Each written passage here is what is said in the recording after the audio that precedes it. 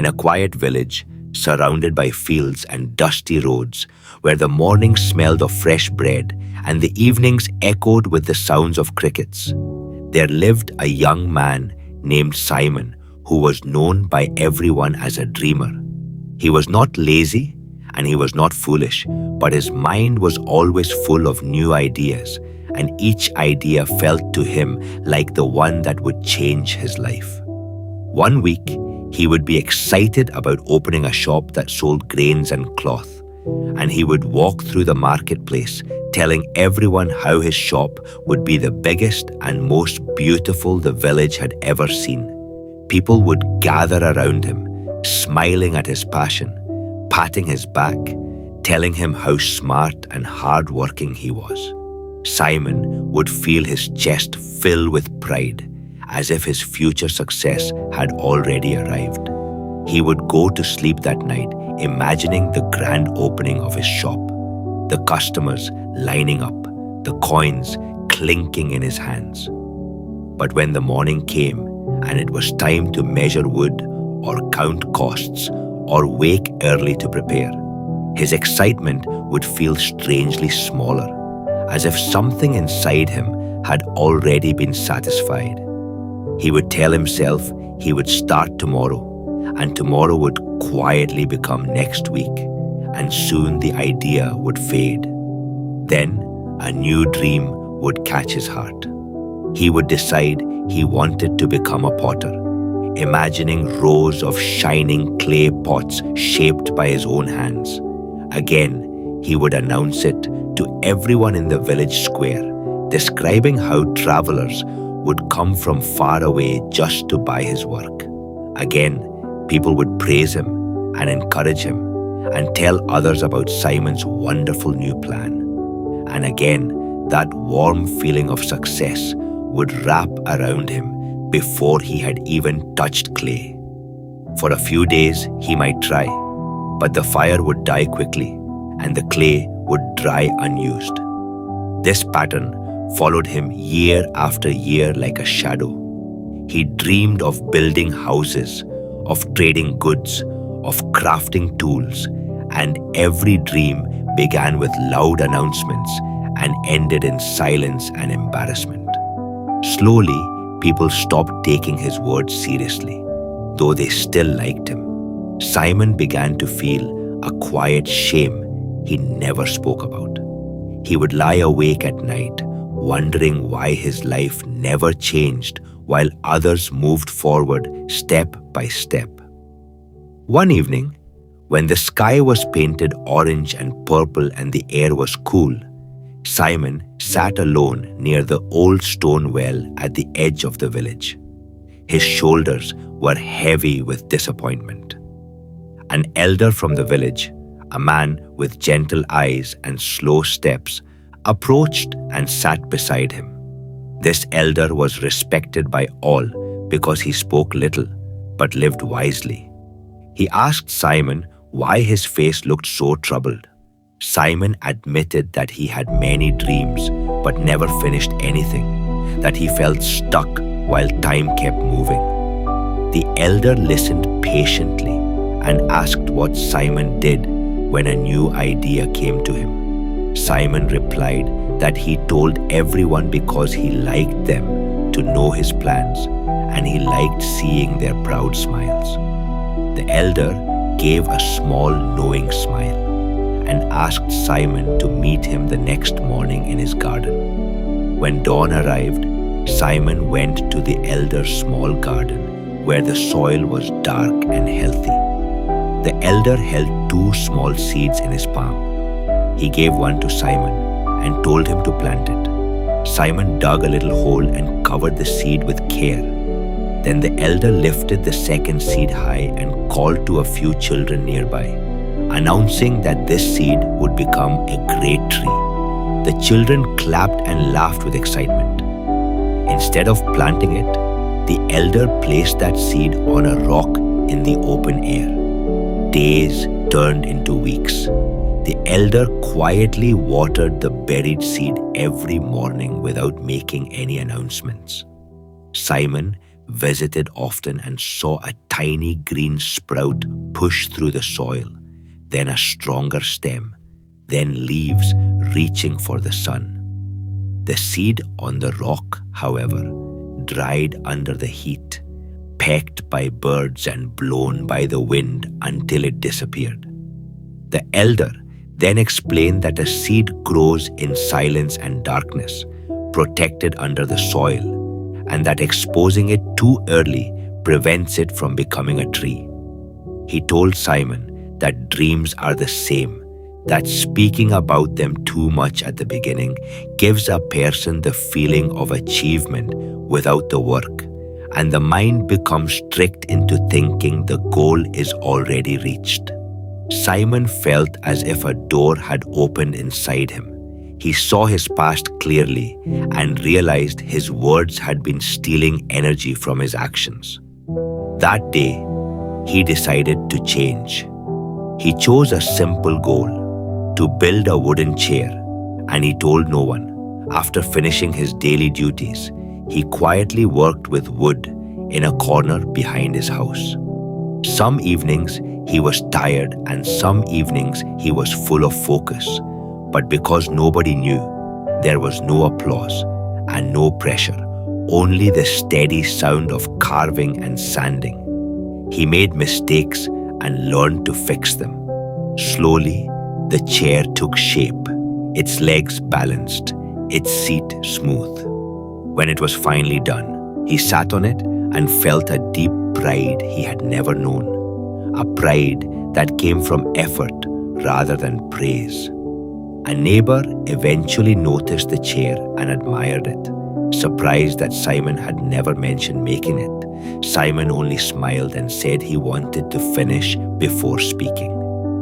From then on, Simon worked quietly on one small project after another: a table, a shelf, a stool, each made with patience. Over the years, his skill grew, and people began to recognize him as a craftsman. They respected him not for his promises, but for his results. Simon discovered a calm happiness in working without announcing, in letting his hands speak for him. His life changed not because his dreams were bigger, but because his actions were steady. He no longer chased the quick pleasure of praise. He preferred the lasting satisfaction of creating something real. And as seasons passed and the small tree in the elder's garden grew taller, Simon understood the lesson fully, that some of the most powerful growth happens quietly, hidden from the world, until one day it is strong enough to be seen by everyone without a single word being spoken. If you want, I can continue and expand this story much more toward your 8,000 word goal. Simon's days slowly found a rhythm that felt new to him, yet natural, as if this quieter way of living had always been waiting for him to discover it. And each morning, he woke a little earlier than before, not to announce a grand plan, but to spend a few minutes thinking about what small step he could take that day. Sometimes it was choosing better wood. Sometimes it was practicing a joint again and again until it fit perfectly. And sometimes it was simply observing how other craftsmen in nearby villages shaped their tools and organized their time.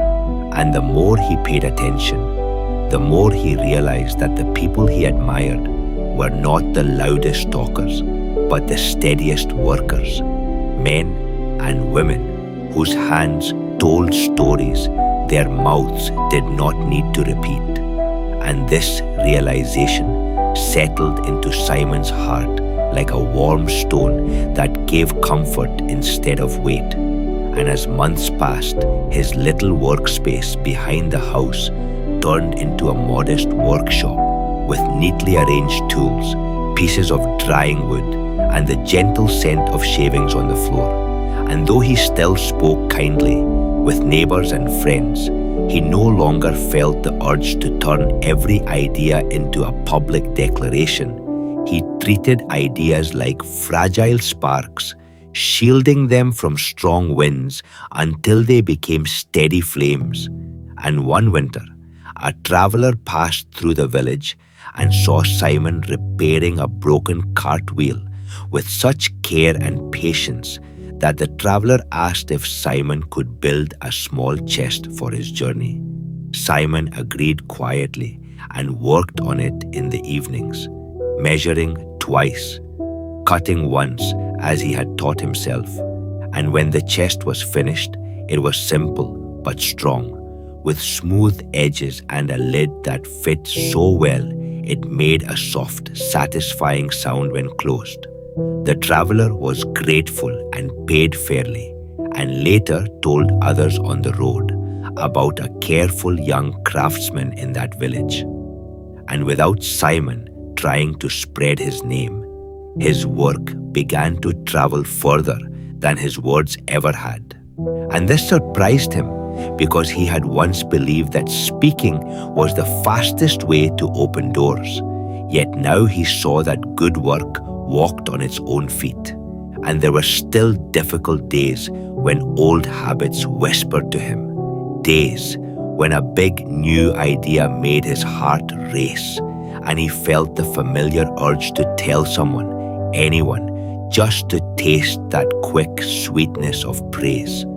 But on those days, he would remember the two seeds, the one safe in the soil and the one left on the rock. And he would take a breath and return to his tools, letting the excitement flow into effort instead of speech.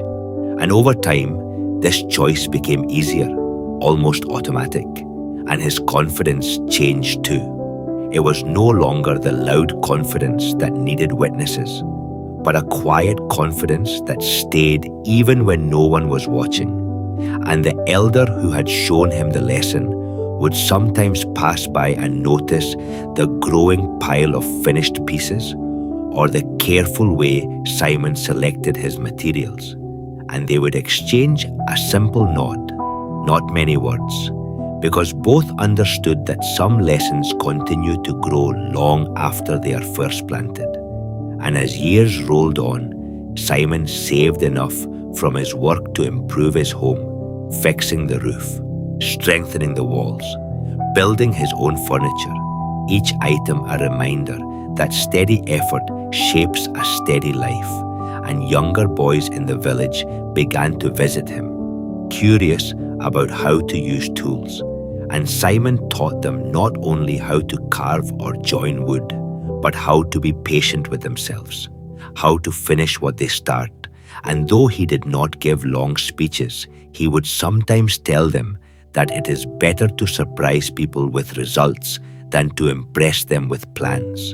And the boys would listen because they could see the truth around them in the chairs they sat on and the tables they touched. And Simon noticed something else changing inside him. He no longer compared his beginning to someone else's middle.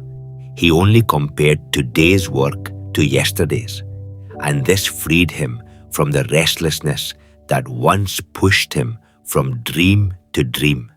And one spring morning, he walked past the elder's garden and saw that the once tiny plant from the buried seed had grown into a young tree with a firm trunk and bright leaves dancing in the breeze. And he paused there for a long moment, remembering the man he used to be, the man who loved applause more than action.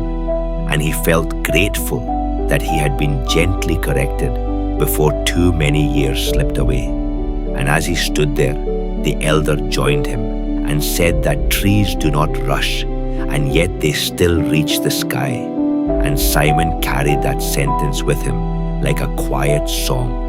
And from that day on, whenever a new dream appeared in his mind, he welcomed it calmly, asked it what small step it required first, and then began that step without ceremony, without noise, trusting that if he cared for it daily, it would grow strong enough for the world to notice on its own. And so his life moved forward, not in sudden leaps, but in steady strides. And the villagers who once clapped for his words now respected his consistency, And Simon finally understood that dreams are not built in the air where everyone can see them, but in the unseen hours where effort meets patience. And in that understanding, he found a deep, peaceful happiness that stayed with him like the shade of a growing tree.